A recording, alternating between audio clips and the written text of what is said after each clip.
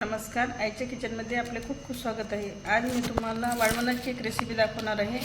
त्याच्यासाठी मी अख्खे मूग घेतलेले आहे हिरवे, ते मी 2-3 पाण्याने स्वच्छ धुवून घेतलेले आहे आणि भरपूर अशा पाण्यामध्ये मी ते भिजत घालणार आहे 5-6 तासासाठी।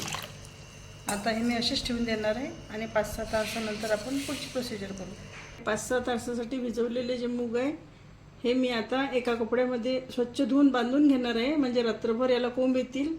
आणि अशा पद्धतीने जरी झाकण ठेवून तुम्ही ठेवलं तरी खाली एक छिद्राचं टोपलं ठेवायचं आणि त्याच्यावरती असं झाकण बंद करून ठेवायचं। उन्हाळ्याच्या दिवसात तसे सुद्धा त्याला कोंब येतील।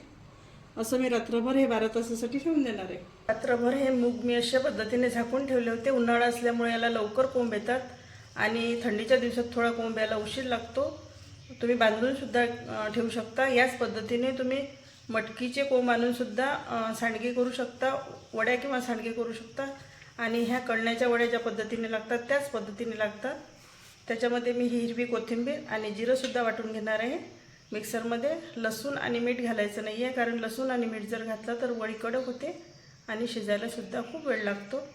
आता मी हे मिक्सरमध्ये जाडसर वाटून घेते।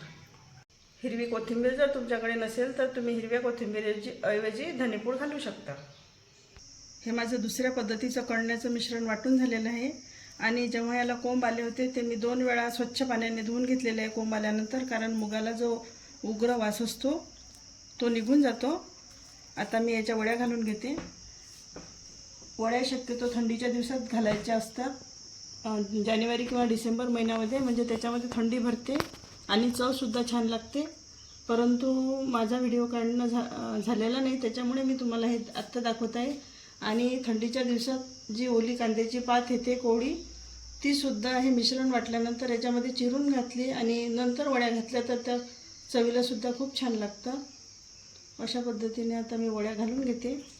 उन्हाळ्यात घातलेली वडी शिजायला कडक होते म्हणून शक्यतो उन्हाळ्यात वडी घालत नाही। आणि आता मी ह्या कडक उन्हामध्ये 2 दिवसासाठी वाळू घालते आणि माझ्या वड्या तयार झालेल्या आहेत। माझ्या कळण्याच्या वड्या भाजी करण्यासाठी तयार झालेल्या आहे। आणि आपल्याला जर व्हिडिओ आवडला तर लाईक, शेअर आणि सबस्क्राईब करायला विसरू नका। धन्यवाद।